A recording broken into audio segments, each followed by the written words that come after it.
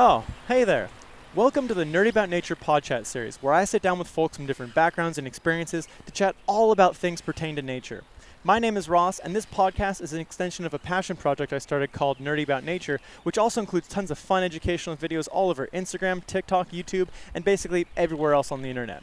Now, all that I create here serves as a means to inspire, educate, and engage folks with the outdoor world so that we can all become better stewards of it, have a little bit more fun when we're out enjoying it, and work to create a more inclusive, diverse, equitable, and just future for each and every one of us in this world that we all share. Because nature, it sure is pretty neat, and I think we should keep it that way. So come on, let's go get nerdy.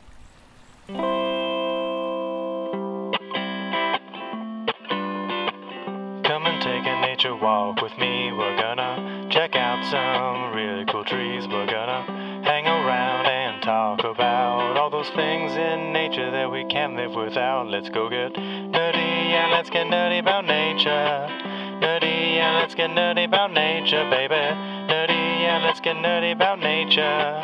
Come on, let's get nerdy about nature. Yo, what is up, fellow nerds? Welcome back to the Nerdy About Nature podcast. It's been a minute.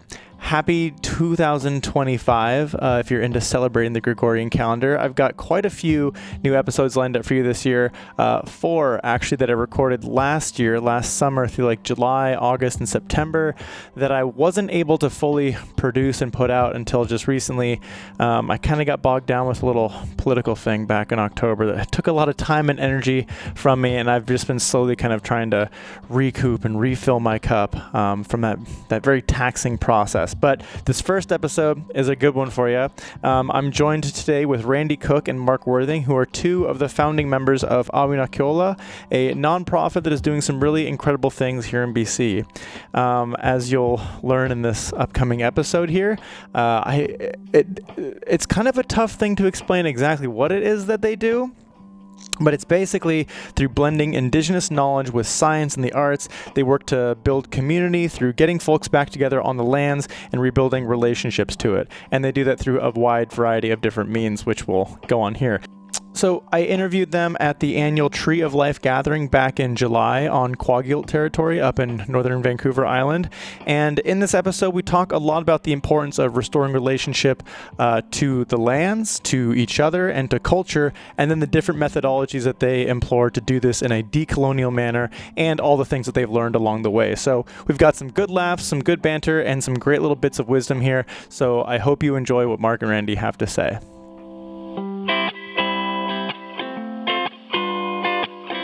Welcome. Good morning. How are you guys doing? Welcome to my maiden podcast episode with 2 people. This is great. Mark, I know you from before. You've been on this thing. I've wrangled you into an episode a couple of years ago. Yeah, that was fun. And Rande, welcome. Thank you, Ross. Would you guys like to start by just giving me a little bit of an introduction about yourselves, who you are, what you do, and where we are right now? Yeah. Gila Kesa, Nugwam Makola, Geichenlacha Mam Tegila. I'm Rande Cook. I'm a hereditary chief of the Mam Tegila, one of the hereditary chiefs within the Mam Tegila. My name is Makola, which means moon. My English name is Rande. I'm working here at the Awi'nakola Foundation, and I'm also an artist. Born and raised in Alert Bay, but living in Lekwungen territory in Victoria. My name is Mark Worthing. I am a settler of Scottish and English ancestry. And I was born in BC and raised on the coast here. Glu Nugwaam Gyagyawaлагyalis. Nugwaam Mamatla Namuk, Bakwam Namuk. And I'm very grateful to be here at Kluxiwi here at the opening of Queen Charlotte Strait in the center of Kwakiutl territory. It's basically the center of the world. And what are we doing here? Why are we all gathered here? What are we doing? We're drinking coffee, watching salmon jump literally about 40 meters in front of us. And it is a beautiful time for our little family at Awi'nakola Foundation, because it's the 4th annual Tree of Life land gatherings. So it feels like a really, really powerful, even number to be coming together again for the 4th time this year.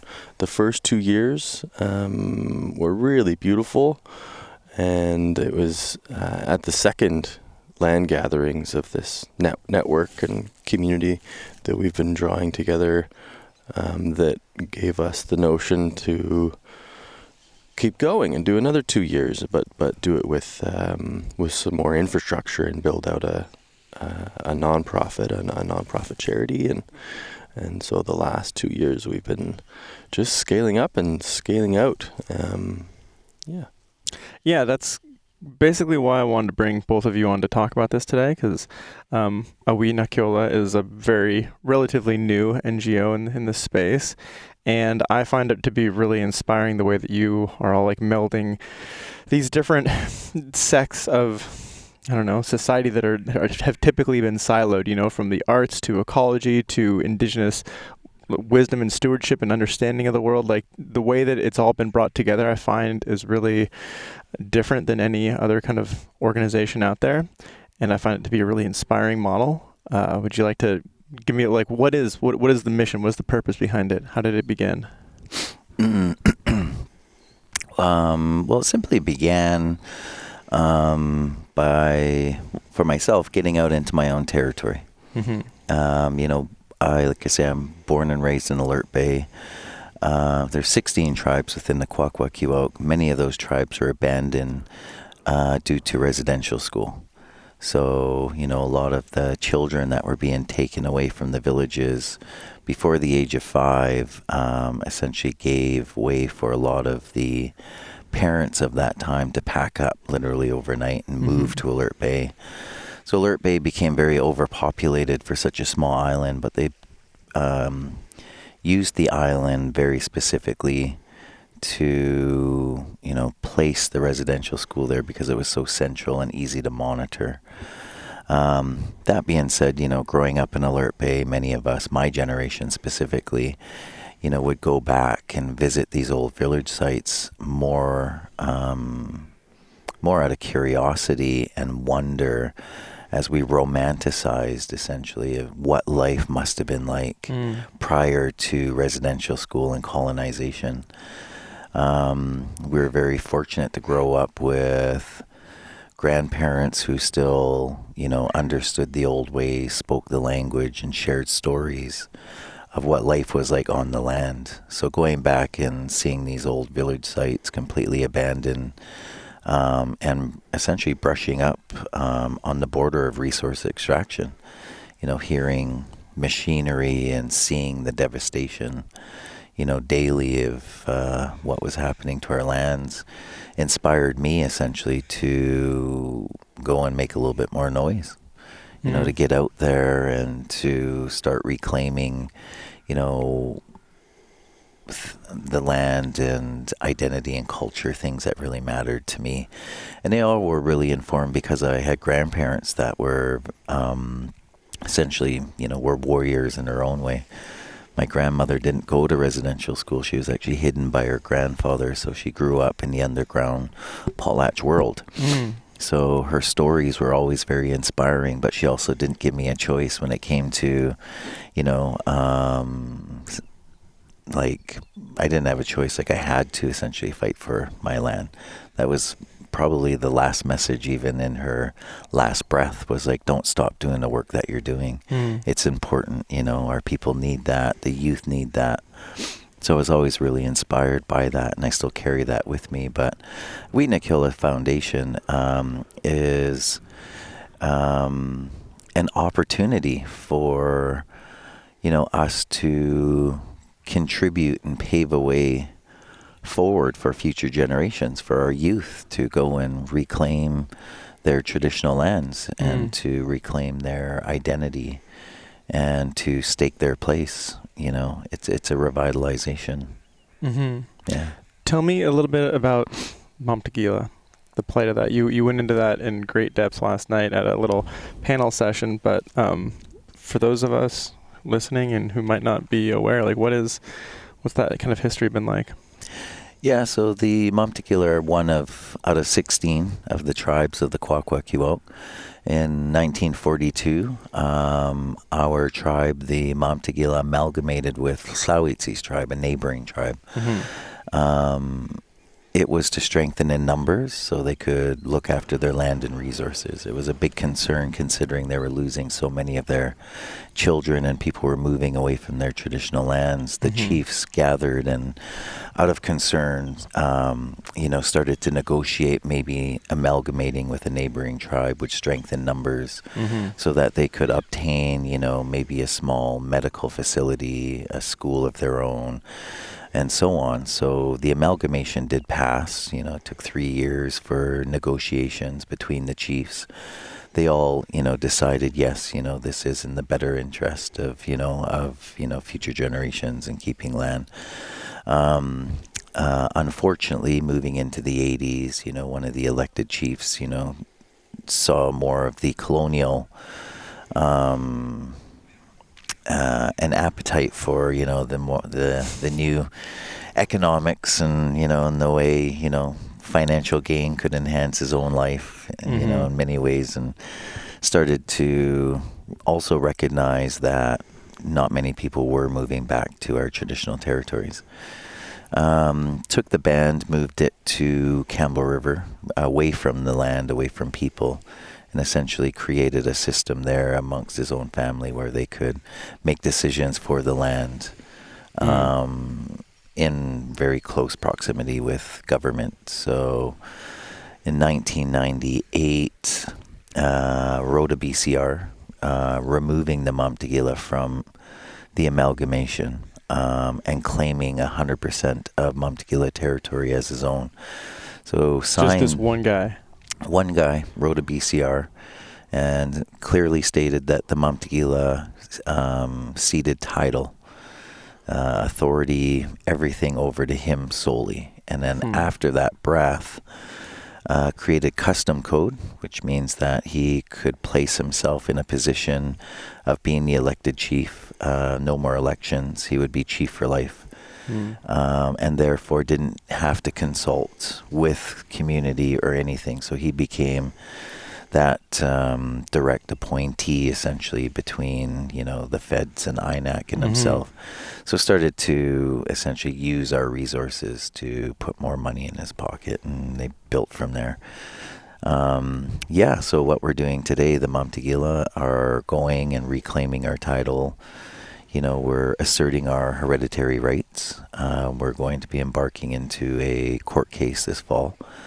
But in the meantime, the Awi'nakola Foundation has given opportunities for the Mamtegila that they've never been able to have, because we're able to source funds to develop programs, to do ARC survey work, to do, youth programs on the land in the summer, getting community out,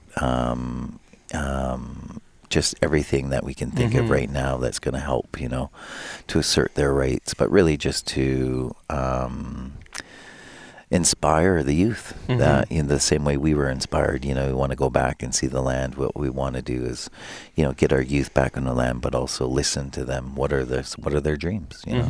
What do they want? Maybe in the next 20, 30 years, it would be amazing if we had cabins and facilities where they could stay longer and, do fish, and, maybe do harvesting, whatever it might be, and they can build from there.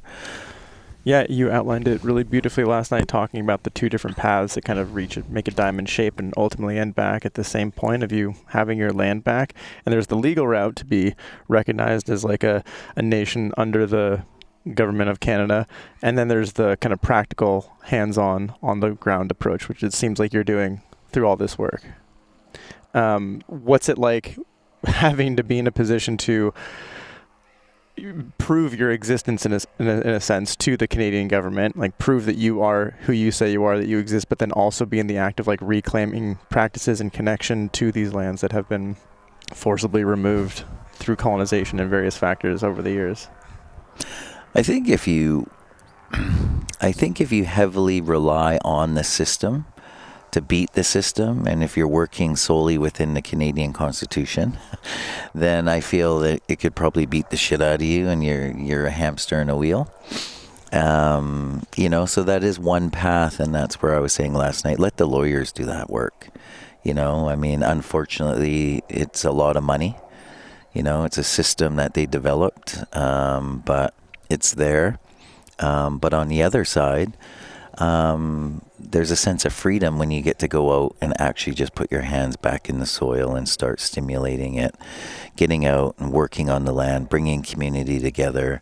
It helps you to kind of just put that, the Canadian system in its place over there while you get to go and feel, what it is to actually be free on the land again.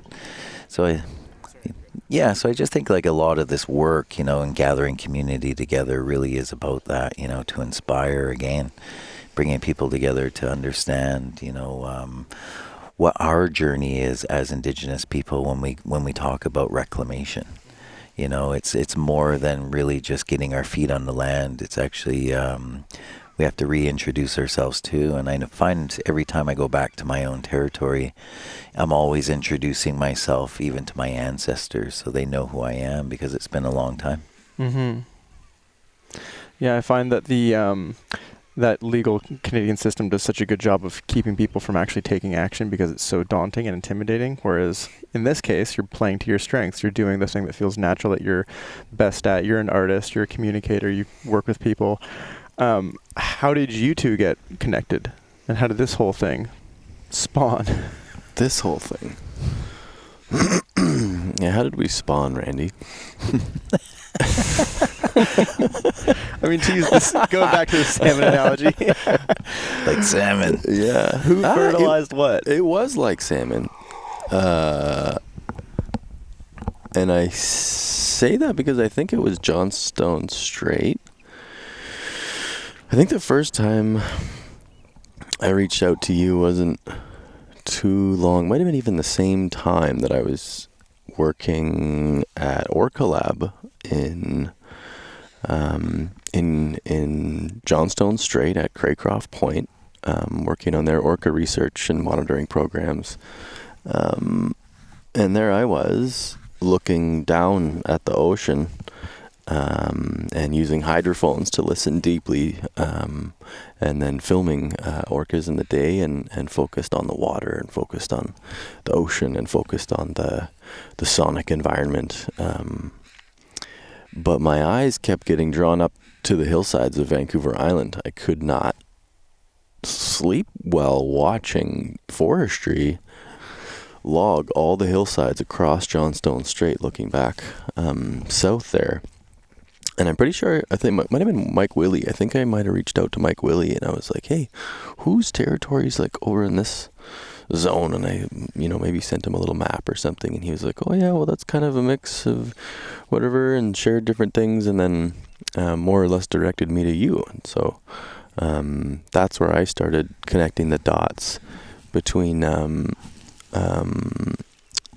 salmon, orcas, and terrestrial environments. And I looked around, there wasn't a lot of people doing work that was rejecting the false binary between marine and terrestrial ecosystems. And oh god, no, 2015, as early as 15 maybe, or 16. Okay, yeah, it's like a decade ago. Almost a decade. Well, this is the first time. We didn't really get thick as thieves until later. Because at that point I was still working at a previous nonprofit, started into doing forestry work. Companies like BC Timber Sales and Western Forest Products, Lemaire Lake Logging were destroying the watersheds and siltifying rivers and drainages, and then the rubbing beaches of the orcas there were being compromised by cumulative impacts from different industries, including logging. And then more and more I started spending time in Montegala territories investigating this, and then in doing so seeing even worse stuff upriver, in the watersheds in places like Tzadikya or Sitka, Naka Creek, Eve, Adams, places like this on Vancouver Island.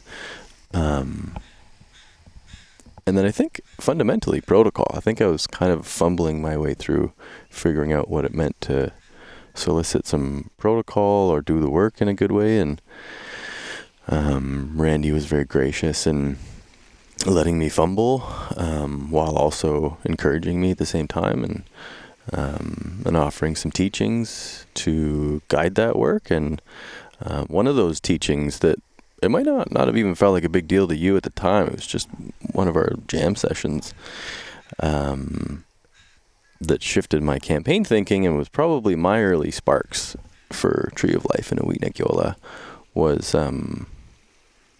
you were like, I forget exactly how you phrased it, but you basically said, just let help find ways to activate the land. You don't need the answers. You just need to basically find methodologies that work with an activated landscape. And I was like, oh geez. And all of a sudden it was like turning the lights on, and I was like, oh, we don't need to go and do really complex campaign strategy work. The land is the greatest strategist. You just need to know how to listen to it and let it, take the cue there.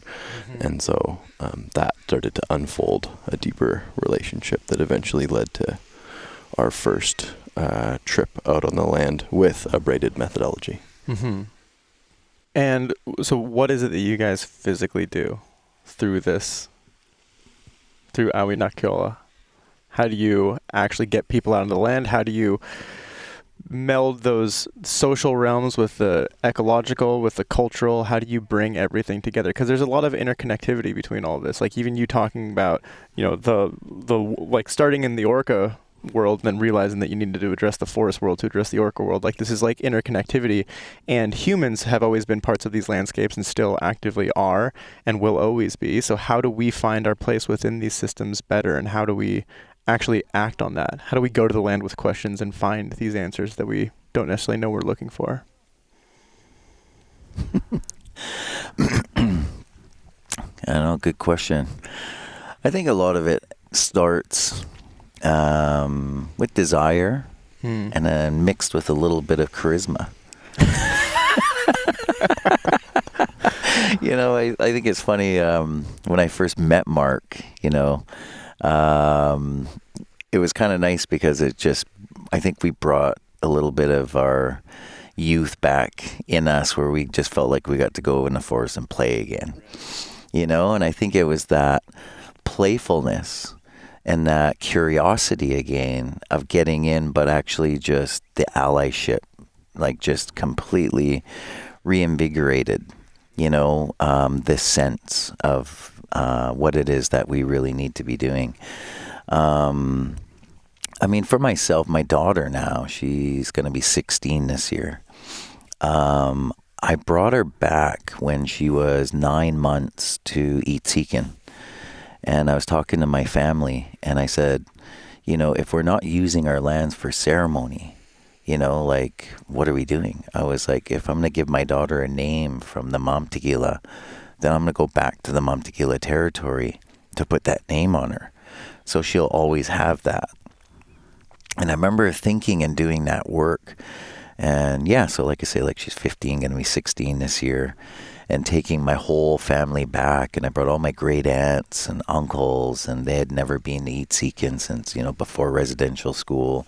And here we are holding ceremony, and the land at that time hadn't been activated in years and years and years. So they were so excited. And that was like when I got a sense of this is what we need to be doing. It's not hard.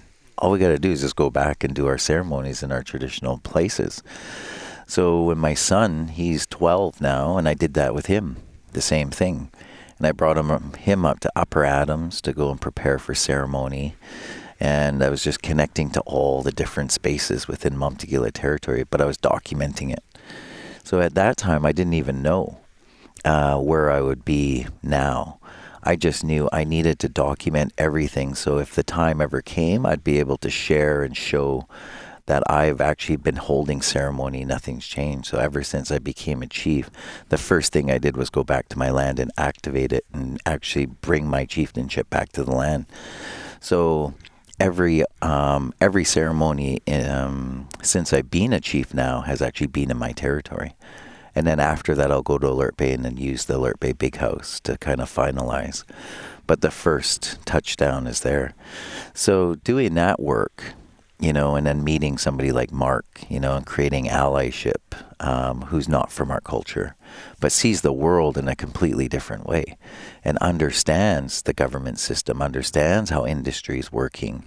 It was this perfect weave where I was looking at things from a traditional perspective through my hereditary vision, and then looking at the landscape, but also what had been happening or what is happening to the landscape, but also hearing from Mark on strategies coming from industry and government and how we together could essentially start to like create a formation of our own, where it's like, hey, you know, Mark could be like, Rand, like, this is, you know, like a simple little reminder of like, this is your land, you know, like, you know, we should be listening to you.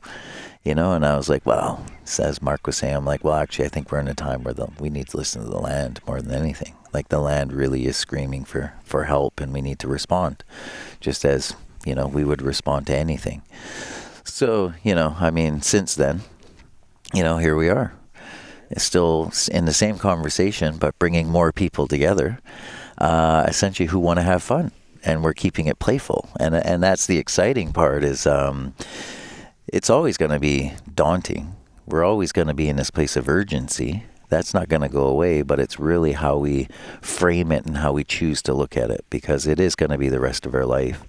And we can either feel like a hamster in a wheel and having our asses kicked day after day if we focus on industry and what's happening, or we could let go of that, get playful, and go and plant seeds and, you know, run through the fields and run through the forests and do all this fun shit and bring a whole bunch of people together who want to do it too, and change culture. And I feel like that's a big part of what we're doing, is changing culture in a way where, you know, NGOs are starting to see that it's actually okay to play together. We can all come in the same park and do the same shit and lift each other up. And now our Indigenous communities are starting to see the same thing too, that, hey, we can actually let non-Indigenous people in our communities and create really playful allyships. And they want to support, and it feels great. And now our communities are building. So Awi'nakola right now, for me, feels like that beautiful, playful field, you know, where we can share ideas. Mm-hmm. Would you like to add anything to that, Mark? No. Or what was the question? No, that's fine. So I got distracted by the seal chasing a salmon right now. Yeah, there's been some pretty wild wildlife going on here. That eagle that swooped down and grabbed that little fish. Eagle just swooped like in the middle of your down, first fish. Yeah. Seals just like waiting there. You got a nice seagull just, you know, curious. It really is beautiful. I'm just going to take a quick video for everybody who might be watching this to see what we're looking at, because it's probably much more entertaining than what's behind us. Yeah, we could just turn the volume off and just have this, and then I think that would make sense. It's pretty. It's very beautiful. Going back to that sense of play, I think that is such a crucial part of the human experience, right? Of people. Like, play is like a natural part of the human life, especially like when we're children, and then it gets kind of beaten out of us by these capitalist systems as we get older. But returning to that, I feel like, is such a powerful thing, because especially in the wake of climate change and land reclamation and all the horribly terrifying issues that we face as a peoples today, there seems to only be like a few channels for change that are like options that people are given, and those channels don't work with a lot of people, you know, like unless you're like a head down, like really rigorous lawyer kind of going the political route or the legal route, or like someone doing the things in the politics, like there's not a lot of room to feel like you're effectively creating change. And I feel like it brings it back to this individual level where we all play a role in this, whether or not we are conscious of it, or whether or not we think we're actually making a difference. And it really comes down to like everybody playing their part and doing what they can in a way that works with the land and kind of pushes towards the ultimate goal there. And I find that to be such an incredibly inspiring thing. Like, we've talked about nonprofits over the past couple of days and how everybody's kind of fighting for the same chunk of money. And then it creates this tribalism where it's like, no, our cause is more important than your cause. But it's like, we're all working for the same thing. How can we like work together, and how can we create like a more playful, collaborative environment rather than this kind of cannibalizing of each other just to kind of pursue one person's or one group's goals over another? So how do you walk that line? Like, how do you meld that? Like, Mark, you've had a lot of experience working at various nonprofits in the past. Like, how has that experience guided the way you are now?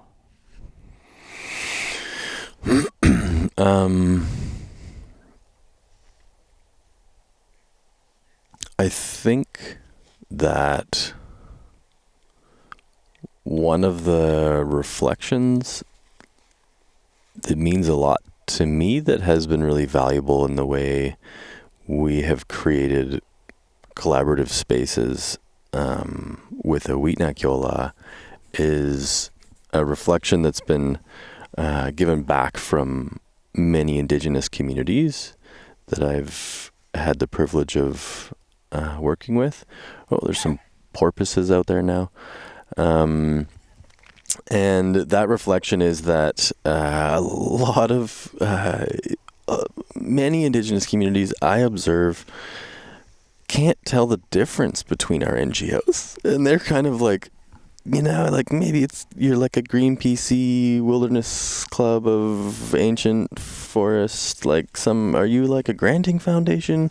Are you the activist ones? Like a lot of the nuances that I think largely urban environment, like NGO environmentalism, white urban environmentalism, it's like one big green pot with some, 50 shades of green, and it's like, I don't know, it's like that stuff. And I'm generalizing, obviously. It's more complicated than that, but there's a reflection there that matters, which is that we are in fact one community. And while of course we see our detailed little, differences, and they matter a lot to us, and even some of our beefs, right? Like there's a lot of differences of opinions, like you say, and even lo-fi kind of Cold War funding, efforts going on, and whatever, call that what it is. But the point is that it's largely more or less good work we're all doing, and yeah, there's some beefs and some lateral vibes going on, but that if the experience in a lot of communities is that it's like hard to even tell and doesn't quite matter, and maybe is even exclusionary and like a distraction from the ultimate point of why the fuck we're all doing this work anyways, then bypass that as best we can with grace. Like, we still need to know why dynamics are the way they are, and mitigate against harmful impacts and so on and so forth. But more or less, it's why I do collaborative work as Awi'nakola. We don't claim the work necessarily. Instead, we set the table, we make dinner, and then we put chairs out for other people to come and eat together and do that play work, do that relationship building in an unregulated fashion, so that organizations like Eco-Justice can sit down and feel comfortable and safe to be like, okay, well, I think we understand like what's at this table, and here's something we can bring for our part, or Wilderness Committee, or maybe even a family, like maybe the Wadhams family wants to sit at that table for a minute and share with their sons in some of that activity, and think about guardianship together as a collective. And like, we would see that family in the same manner we might see Eco-Justice, and be like, great, right? We don't need to have a myopic definition of like who a player is or what a person is. Like, a UVic professor can sit down beside an NGO that can sit down beside an Indigenous matriarch talking about plant knowledge, who can sit down beside a UBC forestry professor, and at that table opens up a different type of collaboration, so that we're not in competition with one another, but rather feel that we can be mutually reinforcing for a lot of different efforts, and then have the humility to sort of see each other's blind spots. When we shine more lights at one another, it creates more shadows. And so like, I learn the ways in which I bastardize science in an effort to do campaign communications, because I know what I want to reinforce what I believe with science. But that's not always necessarily true. And so if I'm being vulnerable enough to relearn science constantly, then I'm tweaking and I'm getting better at truth telling. But I can't do that unless I'm willing to sit at that same table and be vulnerable. And then the same is true for the artists, to learn from Indigenous communities, and Indigenous communities to learn from campaigners. And so all that sharing and collaboration actually increases everybody's capacity to show up in their own disciplines in their own ways. How does that truth telling and relationship building differ from the systems that kind of have been in place, or the kind of status quo of how things are done normally, quote unquote normally?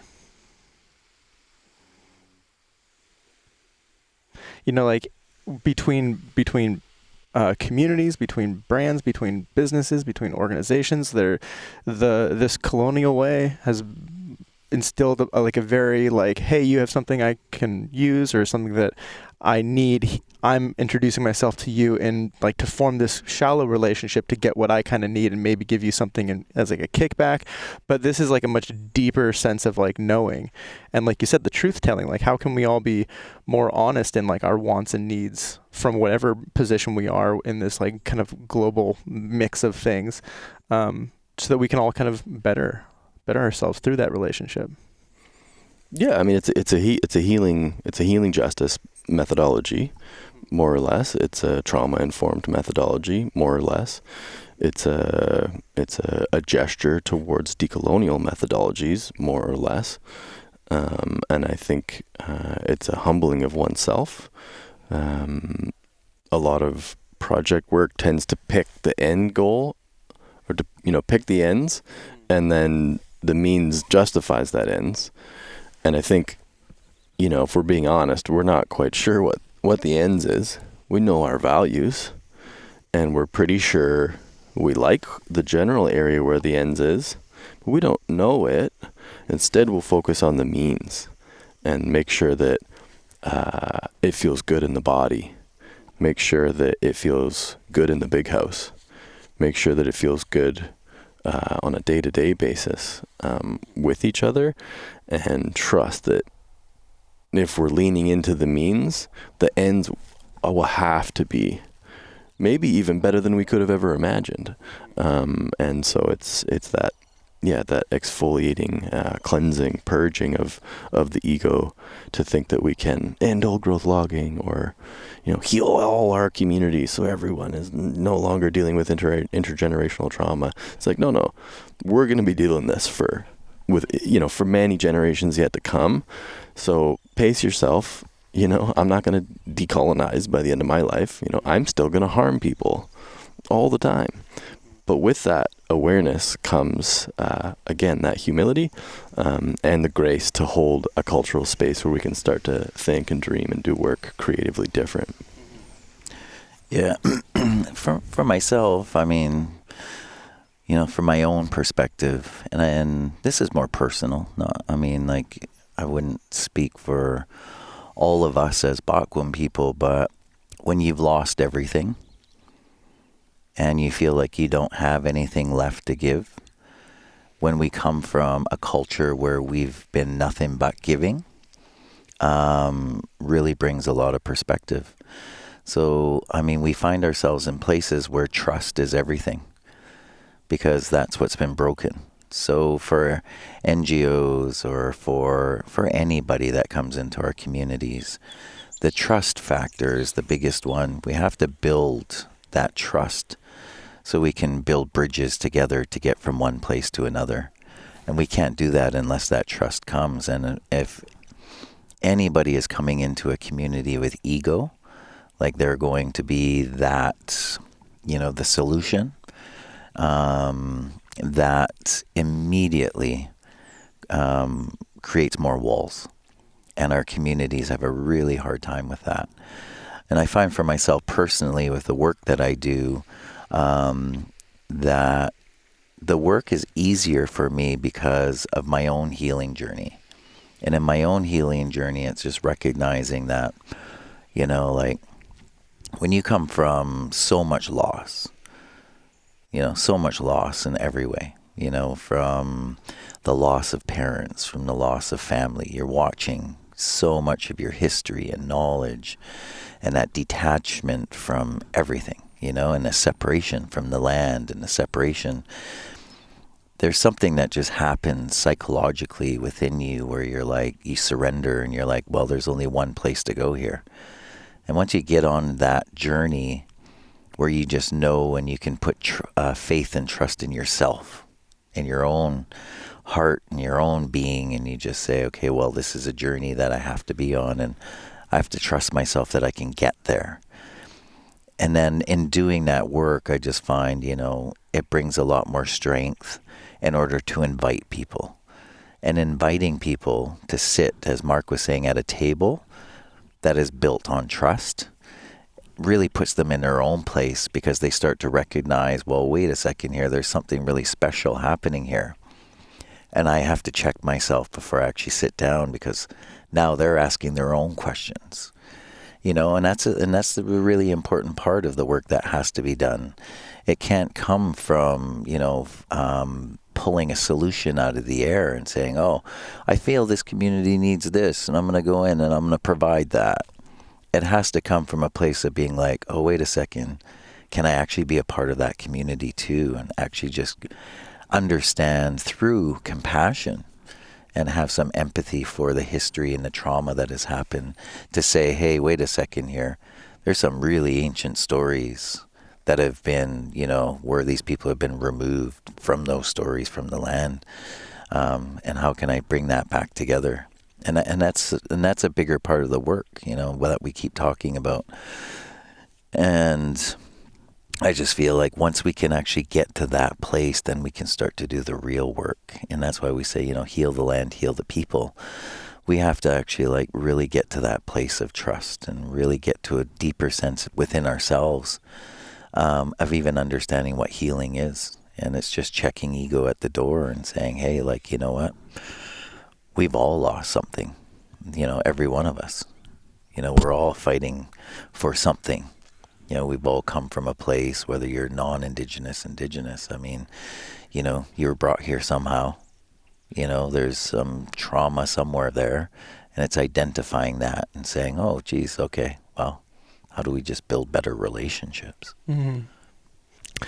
In a sense, it's building relationships from a different place. Like, it is decolonial in that, like, it's getting people out of their heads, which I find that, like, a lot of colonial systems keep people in. It's like, how do you survive the day-to-day, pay your bills, just exist within these systems, and connecting more in that heart space, and like finding deeper meaning and value in like the things that you're relating to from one another to the land, and building that relationship in a deeper sense that just doesn't, that we don't find in these kind of Western societies.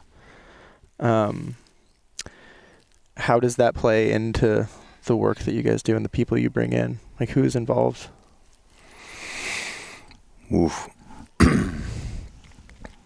It's, I mean, you're not like going through a Rolodex and being like, oh, they're great, I'm going to reach out to them. It's like, it's relationship, you know, it's. Yeah. I mean, I got an Excel spreadsheet. Yeah. It's like, the modern that's Rolodex. a Rolodex, yeah. But it's only to keep track of emails or, you know, whatever, like kind of just the practical nuts and bolts of staying connected in late stage capitalism. But like, yeah, it is relationship. I don't know. Like, a lot of people are like there's people, I've had people tell me about this cool thing where there's like all sorts of people, they get together, but they're like from different disciplines and backgrounds, and like, you should really get involved, and like, and they're like, I think it's called like Awi'nakola or something like that. And I'm like, oh shit, cool.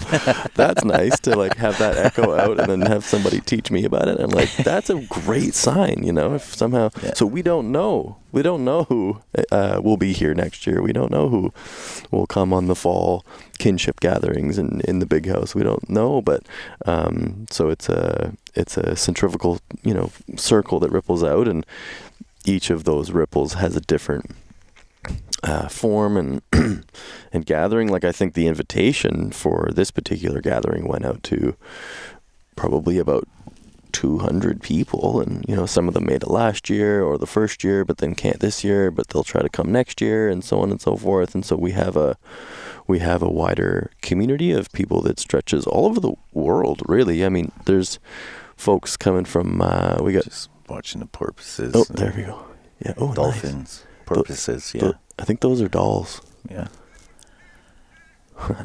Nice. And the porpoises are. I don't have their email. Keep getting but interrupted. Yeah. Yeah. And it's hosted in different locations every year?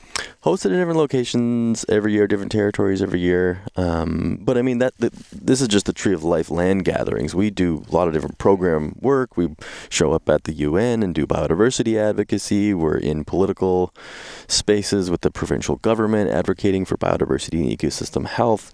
And so each of those nodes and those jurisdictional kind of layers include different communities and different collaborations and stuff. So we're only 4 people. We're not even full time. Like, we got a couple of FTEs and like a couple of part-time staff, and that's it.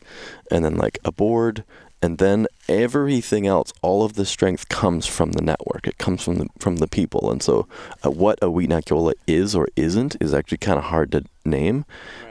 Because you're part of Awi'nakola. Like, you've seen our work in Montreal at the UN, you've seen our work on the land, you've seen it in the big house, you see how we braid those methodologies in cultural spaces, and like, I wouldn't know how to name where that begins or ends. Mm-hmm. Yeah, I think for me too, that's part of my like Western brain trying to be like, what is it? What is but it? like, it's it? all these things that you have to feel, and like, we just don't have the means of communicating that. I feel like sometimes, it's deeper than that. What like Randy, for you, like, what is the merit of like bridging all of these different disciplines, from like the sciences to the arts to the culture and community? Like, what can we all learn from each other, and why is that important these days? Reconnecting with our senses. We've been so desensitized, and as you say, as a Westerner, you're trying to figure it out, and that's that being so desensitized from actually, understanding what it is to feel, coming into community. And again, it's that healing journey of building trust. And as we were talking this past couple of days, Kilgaposla is to link arms. We're stronger together, and that's what we talk about in our culture. So it's just really a way for us to share our values. Awi'nakola is a nice, safe space to share our Kwakwaka'wakw values with non-Bakwan people, non-Indigenous people, to come in and just see life through our lens and look at the land through our lens. And again, I think, in this, in the fields, when we're networking and, curious and seeing what's happening with other organizations, it starts simply by us just being, on the land, walking around and looking at the things, looking at specific things that we know need attention. And as we're doing that, it's fascinating, because it's like lifting moss and being curious about everything under it, right? And you're looking at mycorrhizal networks, or you're looking at insects, or you're even just thinking about soil and different kind of grades of soil, or just like holding humus and just playing with it. Then you start to like look around, you're like, oh, there's another organization that's doing the same thing. They're curious and they're like asking the same questions, like, oh, I want to go play with them too. It's like, well, this is cool. And this is exactly like how me and Mark get, because we get all giddy. We're like, oh, fuck yeah, I want to get over there, man. Let's go meet them. This is great. And it's just simply how it works, right? And that's why I was saying it was new to me moving into this space, of Engos, and trying to really understand that world, because it's not mine. Like, I grew up very cultural, on the land, through seeing the world through like our governance system, like understanding our relationship to the land as an Indigenous person from here. Like, that was and has been and is my life. And then I moved into being an artist. And then being an artist actually allowed me to be more curious about the world. It was like an opportunity to be able to open new doors and to actually like think about the world in a different way. So I took that creative aspect of being an artist into this, where I was like, well, I'm curious all the time. I'm like, I don't understand why these orgs are so siloed and functioning in their own ways. I'm like, fuck, let's just bring them all back together. I mean, it's way more fun, you know? And I'm like, you got money to do a project? Great. Let's celebrate that. We can help you out. Get over here. Like, you know, let's go and put that money to work so you feel successful and we can get you into a community that actually needs the work, you know, and they want to feel good. And then there's relationship building and so on. So, yeah, it's been really exciting that way, I think, where, you know, just like, again, you know, that little bit of charisma and playfulness, you know, where you just get out and you want to buddy up, and it brings that inner child out, what we need. And that's again, the healing part, right? When we get to be connected with our inner child and still be curious and want to go and, you know, continue to do good work. And I find all of the people that are showing up now are showing up in that same manner. You know, they're all very playful and happy, and, you know, there's a lot of laughter and joy, but at the same time, we do understand the urgency of this work, you know, and that's the big part. Well, I feel like that's what's missing from a lot of the work being done is, like, there's a sense of urgency, but there's not a sense of that connection and that deeper meaning. And like you both are saying, like, instead of looking to an answer that you want to get to in the future, it's like looking to the land and finding the answers through that and listening to that. What are some of the challenges that you work with, coming from, or not coming from, but like within this kind of Western system where, you know, like a classic NGO has its mission, its goals, its board of directors, like there's all these things you have to kind of like fit into these boxes. Like, we're really good at breaking things into boxes, and it's like a blurring of those lines, if anything, like a dissolution of those lines. You know, when you get top scientists out onto a beach making music with shells and rocks, you know, like it's taking people out of their silo that they've kind of been conditioned to be in, and letting them play, letting them be artists, you know, and recognizing that, like, there's this part of all of us, like it's a spectrum within all of us. I don't really see limitations, to be honest. Like, I think, again, it's part of that journey of when you're doing the healing work and you recognize, you know, you've lost so much. Really, there's only one way to go, and it's up, you know, and it's just to keep gaining momentum and pulling people together. I find for myself, like, the sky's the limit if we can really feel it, you know? And when you pull people together and you're coming from a place deep within your heart where you do actually feel and care, it attracts that, you know? I do truly believe in that, those laws of attraction in that way, where you can build on communities that way, where you're not thinking about the struggles, you're not thinking about the limitations. The only limitation really is, you know, finding the probably, you know, the resources, you know, the funding sometimes to like move us along to help build capacity. Because like Mark was saying, there's just 4 of us.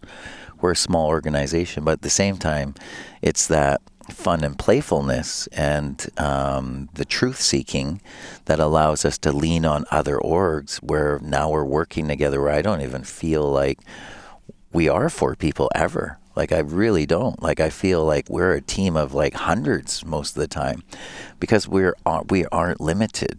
If we need something, we already have those relationships, and that's the beautiful thing about it, because our door is open too, right? Like, people know, like, Awi'nakola is, as Mark said, you're part of Awi'nakola. Like, it's for everybody, right? It really is about, you know, the mission isn't a personal mission as an organization. The mission really is the mission of like humanity, is that we have to be tending to Mother Earth. And it's quite simple, and it doesn't cost money to go and, you know, roll rocks if you want to like think about, you know, clam bed restorations or getting in the forest and pruning, you know, simple little things, you know, it's that's free. But if you want to pull people together and create those communities, yeah, I mean, sometimes you need funding. So, you know, www.awi'nakola.com.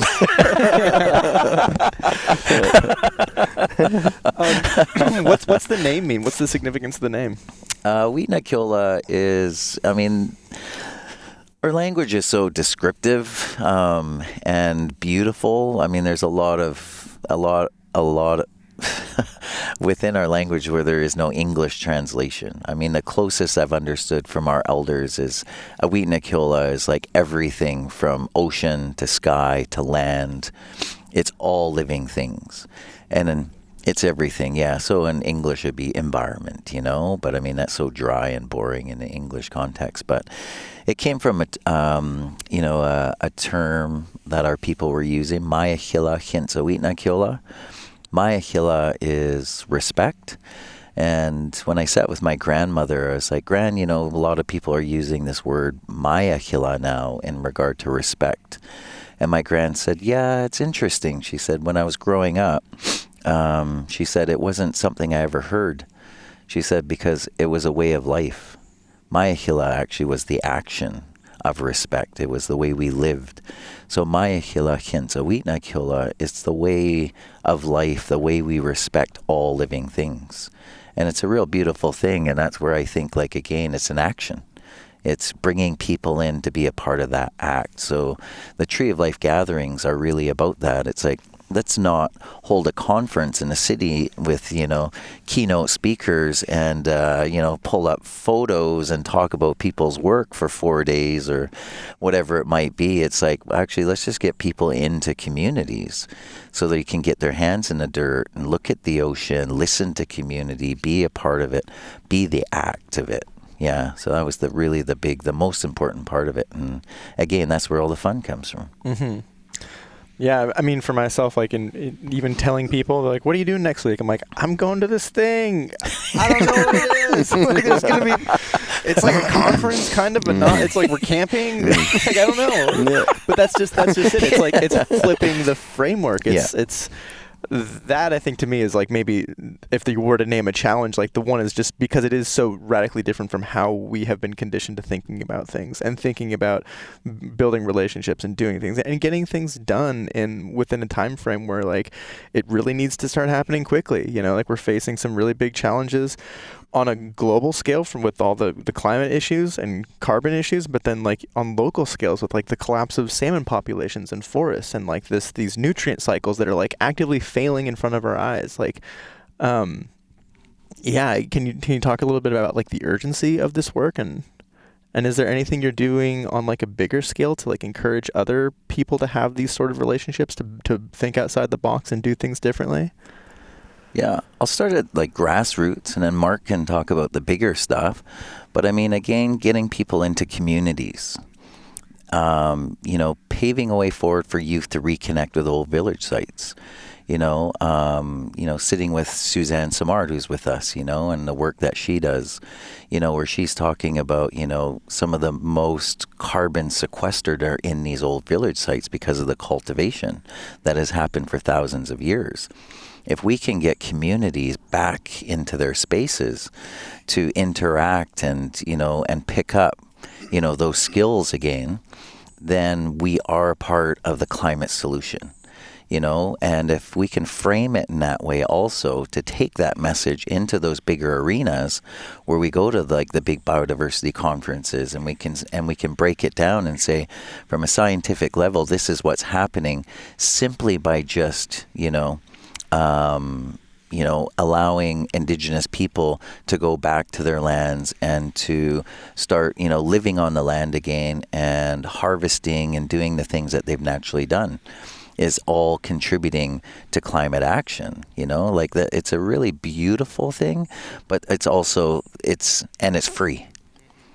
And that's the biggest thing. So, you go to these big conferences we need to throw 500 million at this and 500 million at that. And there's all these big, corporations, and then, late stage capitalism is going to have their thumb on something at some point. But really, it's Indigenous people are just saying, can I just get across the water over there where my old village site is? And can I just go build a shack and start living on the land and harvesting and doing the things that my ancestors have done? Maybe throw me a couple grand for the shack. That'd be great. So I can spend some time in the summer. But then, then community has to go and battle with government in order just to, be able to do those little things. But that government is the one saying, oh, okay, we're going to try and reach these targets 30 by 30. And we're going to do this. And we're going to throw 500 million at, all of these other big organizations. It doesn't trickle down to where it needs to be. And that's where we want to be as Awi'nakolas, on the ground, in the communities where the real work can happen. Yeah, and then there's, then we take it to that next level, and I'll let Mark even, just elaborate more on some of those, those bigger steps that we're taking.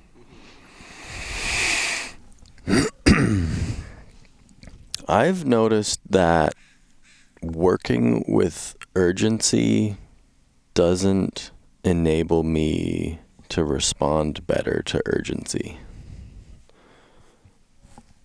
And so I think slowing down to hurry up is a helpful way to think about urgency for me. It was urgent 500 years ago. It's going to be urgent in 500 years. And so I think I stumbled upon a rather agnostic experience of the urgency of the climate crisis and the poly crisis by way of burnout, actually. At a certain point, the carburetor gets too hot, and then you don't function well, and then you're not even responding to urgency well. And so I think I found out the hard way that that my ability to respond to urgency is compromised by constantly trying to respond to it in these really, really intense, high RPM, high octane ways. Not to say that the urgency doesn't warrant high octane responses, like shit's crazy out there. But I think that the Chilcotin were at war over their territory 200 years ago. That was pretty damn urgent then. And I think right now is an urgent moment because it's going to take 500 years for a bear den to develop in an old growth cedar that's a sapling right now.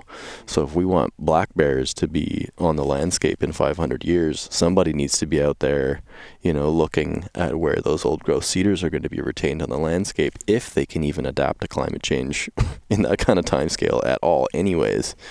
So yeah, I don't know. I feel a bit disassociated with the urgency of everything, to be honest. And I don't, but that doesn't actually limit my work or the way that we show up. And so, like Randy's saying, I was thinking bear dens is a great one, actually, because in the same course of the orca to salmon to forest to watershed kind of like track that I traced early on, it was in that work too that we kind of like started listening to land differently, spending time on the land, and then noticing something like bear dens were getting destroyed. And there's actually no legislative protection for bear dens in colonial governance and in so-called BC. But it was the land that was leading us from each project to the next project to the next project. And I was chatting with MoMA, actually, maybe MoMA mentioned this to you, but MoMA was talking about that 500-year plan and vision that we often try to think in those timescales, and the ways in which Indigenous people on the coast were curating and creating ecosystems, rare coastal ecosystems,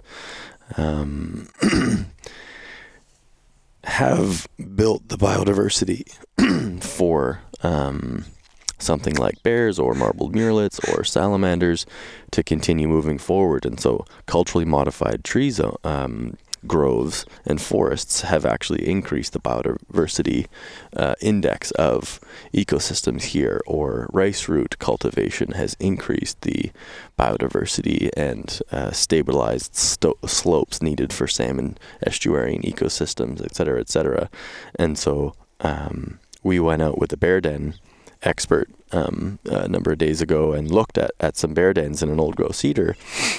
Helen Davis, a shout out. And we also happen to have a culturally modified tree specialist, Jacob Earnshaw, shout out, legend in his own right. And Jacob had never done a bear den workshop in that way before. Helen Davis had never done a culturally modified tree workshop, and so Helen was just taking people to a bear den she knew to kind of educate people about bear den ecology. And there's Jacob, and he looks up into the tree and he goes, "Oh shit, this is a CMT." And Helen's like, "Oh, I didn't know." And Jacob was like, well, I didn't know this was a bear den. And you're like, boom. There's two ways of knowing, two specialities that just got mixed. And also reflects back to us the fact that Indigenous people are literally making habitat by way of, and whoever that was, bless that person 400 years ago that gathered that bark that helped that tree heal in a manner that hollowed out the core and created the conditions for a good bear den to wander by and dig into the root ball and get up in there and whatever.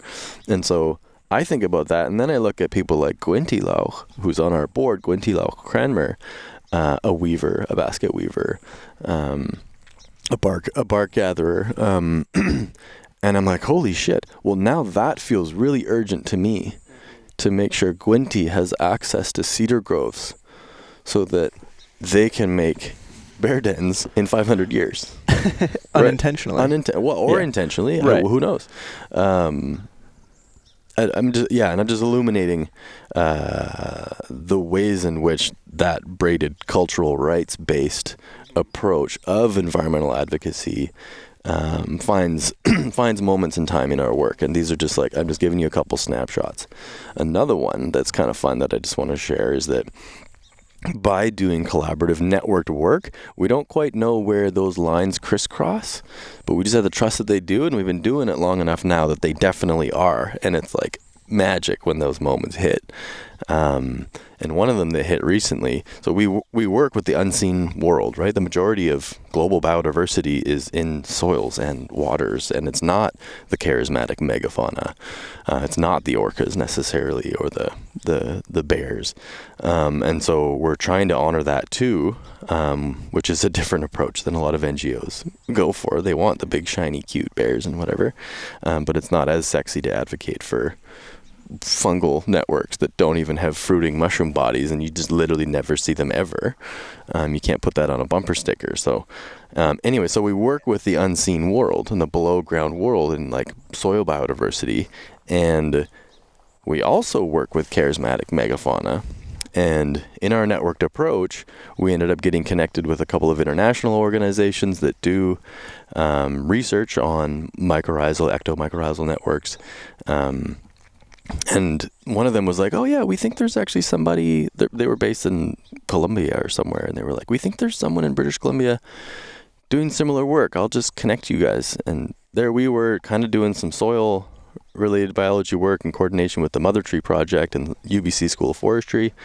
And then here we are also doing bear den work with Helen Davis and looking at protecting bear dens in old growth forests. And then this one research project that we're now collaborating on has launched a study to look at the fungal network communities inside bear dens. And we're like, wow, as if those two very specific projects clicked perfectly in that way. So in October, we'll be going out and doing field work with these folks and going to bear dens, looking at fungal communities that exist in bear dens. And I'm just like, of course, like it doesn't even surprise me. I'm like, absolutely. Right. With a networked approach, you find these little gems, and the roads cross perfectly every once in a while. And anyways. Well, I think that is like such a powerful sentiment, because like the gray area is like a great place to exist in these days. So often I feel like we are like Western societies, these short-term kind of quarterly focuses, 4-year election cycles, and it's very short-term. And even when you talk about, or when you hear of climate change, this sense of urgency that comes up that you spoke to so well is like this doom and gloom. If we don't take this action by this date, the world is going to end. We're all going to die. 1.5 degrees, just all these numbers thrown at you. And we are programmed to kind of like seek those solutions. So if like that's the solution we're like trying to get to, seek it through these kind of systems that we've always been operating in. But we can't find the solution by using the same systems that created the problem, So it's like we have to like learn how to let go of that and do things differently. And that's what I find to be such a powerful approach about the way that y'all are working together to create that change, is like you're not focused on a specific end goal, you're focused on the means. And I feel like more people should be doing that. I mean, we got some goals. You have goals. We want to get some shit done for sure. Yeah. Yeah. But I mean, again, that's a big part of the 500-year plan. Mm-hmm. You know, it's the point of a 500-year plan is not to actually try and strive and figure out what the hell you're going to do in 500 years. It's really to surrender and be in this moment right now, and just to kind of let go of that colonial construct of time and recognize like this work is a way of life, you know, and build from that. And again, it's the land needs to trust us too, you know, and we got to go and develop that relationship with the land. And it's like I said, like saying to Mark, right? It's like the land needs to inform us. You can't go and force something. You know, it's really about just being patient. And again, it's part of that journey, right? That healing journey again between us and Mother Earth. Gosh, Randy's metachlorian count is just off the radar. Do you guys have anything else you'd like to add and chat about? What would you say? Can I ask you a question? Sure. By all means. Like, I want to know what it's like touching down, like you're a pollinator and you're kind of a generalist, and I relate to that because I feel like a generalist all the time. I know very little about a lot of things, or I know enough to know that I don't need to know anymore. I just need to know that like Randy knows that, or I can be like, oh no, Suzanne knows that. I don't need to be a specialist in every friggin' thing or even one thing, but I do like to travel and maybe be like 2 inches deep and a half a mile wide, and that's bittersweet to be a generalist, right? Because you're kind of a master of none but a jack of all trades. And I think communicators and people that are bridge builders, or people that are like kicking down barriers and trying to like communicate more and share information and share knowledge, kind of have to be generalists in order to convey messages to broad audiences. And you do that. You're like pollinating all over the place, and you're taking this little gem here and connecting it there, and then like finding ways to redistribute that. In your travels of what you've pollinated and are like helping in that way, how do you feel about all this shit? And like, I feel like you're kind of, like you say, you're part of Awi'nakola. We're busy, we don't get to connect all that much, but like, how do you see yourself in this work? The pollinator analogy is a good one. I never really thought about that. I get kind of uses the idea. She's like, "Oh, you're the mycorrhizal fungi. You connect people." I'm like, "Oh, I'm gonna be more humble than that. That's like a pretty big title." Yeah, I'm a moth. Yeah. At night. I think it's funny because, like you say, I'm a generalist. I've noticed this trend that I have just in my being. I get like hyper fixated on something. I learn a ton about it, and then like it's like the kind of 80-20, like 80%. Like Yvonne Chouinard talks about being a I forget the exact phrase, but it's like you get to the 80% mastery of something, and then like to become the 100% master requires like a level of like focus and dedication that's almost on the verge of neurotic. You're just like a psychopath to be like the top 1% of something. So it's like if you can be like a generalist and you get like 80% of knowledge, and then you switch gears and do 80% somewhere else, and you kind of like develop all these skills. I found that it always comes back to the same things. You learn all these different things. You're like, oh, like you learn enough about fungi to realize everything's connected. You learn enough about trees to realize everything, like salmon, orcas. You're like, oh, everything's connected. No matter where you go down this path, even if you do social stuff, like you look at, I like look at social political issues that we face, like housing and stuff. And it's like, oh, it all comes back to us all being connected. So I think like that's kind of like where I find comfort in like knowing that like any direction that I go is going to kind of come back to that.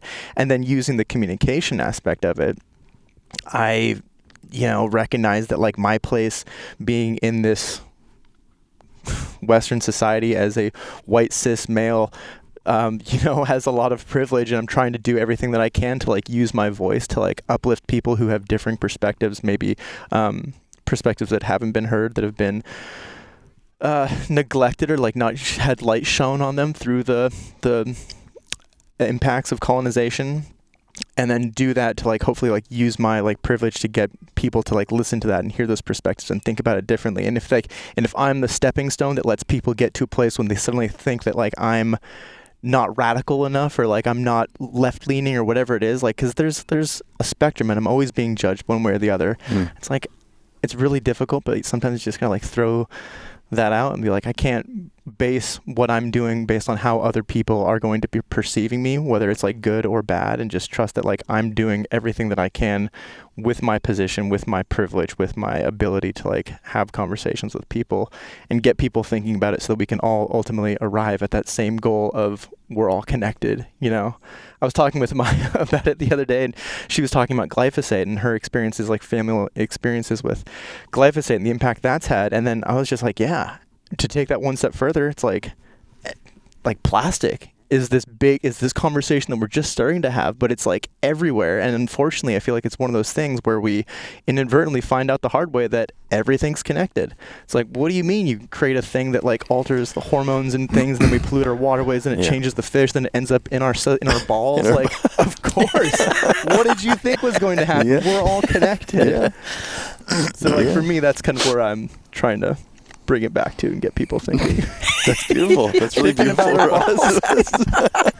You know what I mean? I mean, it's, you really do. Yeah. David Suzuki says it well. How's he say it? What's his quote? What was it again? Trying to remember. What about plastic in our balls? Plastic in our balls.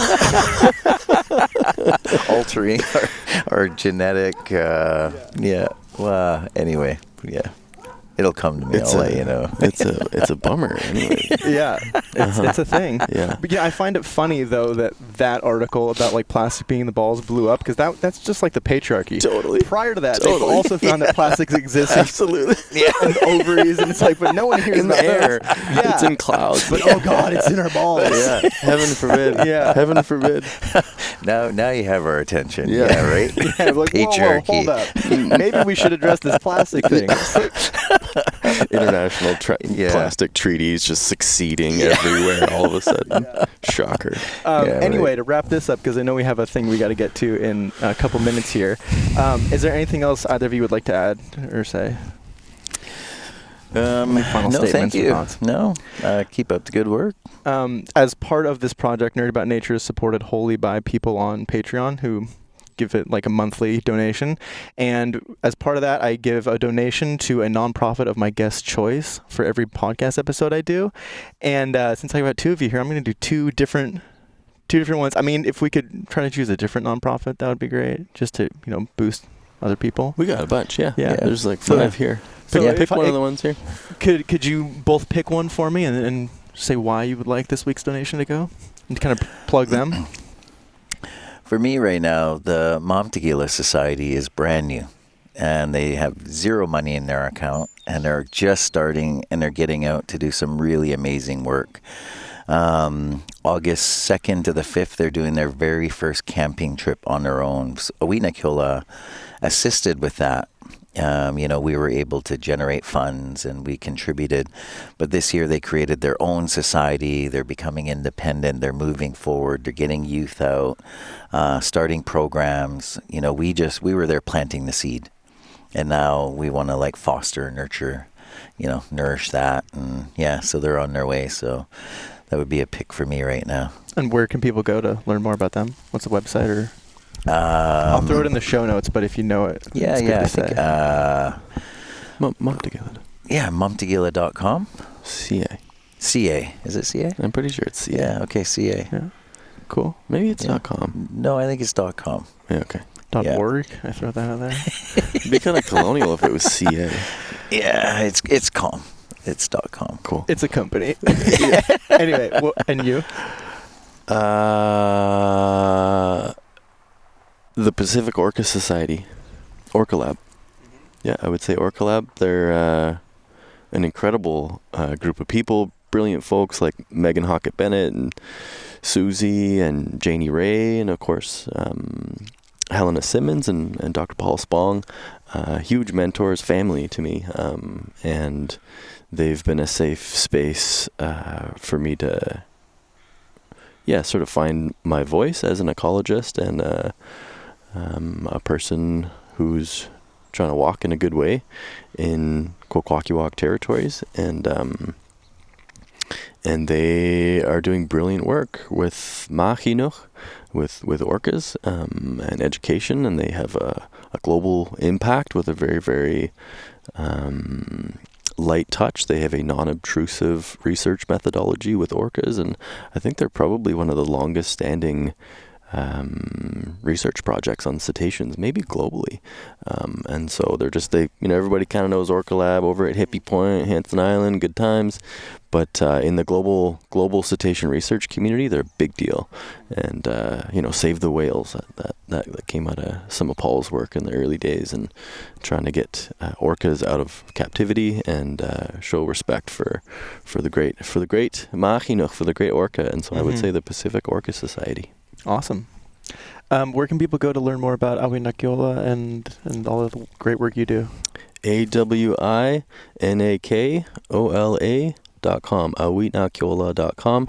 It's actually, our website isn't great, to be honest, and we're pretty busy. We don't have a comms team, we don't have communications capacity really, and so our website is just some guy, Jonathan. Thank you, Jonathan, for making our website. He just donated his time to help us, and so it's not actually a great spot, but you can go through, you can click into some of our social media. Instagram's fine. Email us, mark@awi'nakola.com or randy@awi'nakola.com. We're easy to get a hold of. Okay. That's a good place for people to go, because I think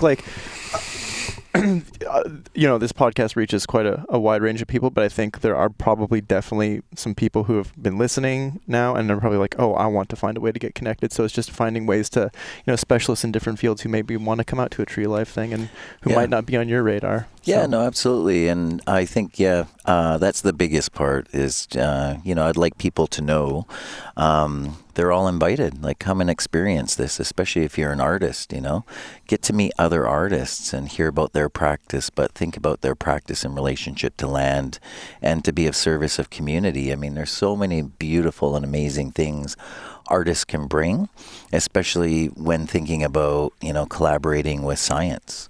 There's these little breakthroughs that are just unlocking all the time between all these different scientists and artists. And, they leave with an entire year to think about, the things that they've learned, but the relationships that they're building, and more importantly, how they can come back together. And that's the long-term relationship where I keep saying, this community we're building is growing and growing. And I would just love to invite as many people as they possibly can to come and really share and contribute, through their practice and how they see the world, and then, reciprocity. Cool. Yeah. Awesome. Thank you so much for joining me this lovely, lovely morning here. Yes, thank you, Ross. Yeah, looking forward to the day's events. Well, that wraps up today's episode. I hope you all enjoyed it a lot. If you'd like to learn more about Awi'nakola and all the great work that Randy, Mark, and the rest of the team are doing there, you can check them out at Awi'nakola.com. That's Awi'nakola.com, or @_Tree of Life on Instagram if that's your preferred method for following people along. I'll be sure to throw the links to both of those in the show notes below, as well as links to the Mamtagila Society and the Orca Lab, the two nonprofit organizations who Randy and Mark chose to give this week's donation to. Now, as we mentioned in this conversation, this whole Nerd About Nature project, from these podcast episodes to the short videos you see all over social media and Instagram and YouTube, is all made possible thanks to support from folks like yourself. So if you're enjoying this podcast and this whole project and want to see it continue to grow, you can help support its production by joining the Patreon at patreon.com/nerdaboutnature for as little as the cost of a coffee a month, or by making a one-time donation at nerdaboutnature.com. Either way, I'm just stoked you're here learning and growing, and I can't wait to bring you another episode in a couple weeks, so stay tuned. This episode of the Nerdy About Nature Podchat series was produced by me, Ross Reed, and made possible with support from individuals like yourself. For ways to support this project and to learn more, check out nerdaboutnature.com or @nerdaboutnature on your favorite social platform.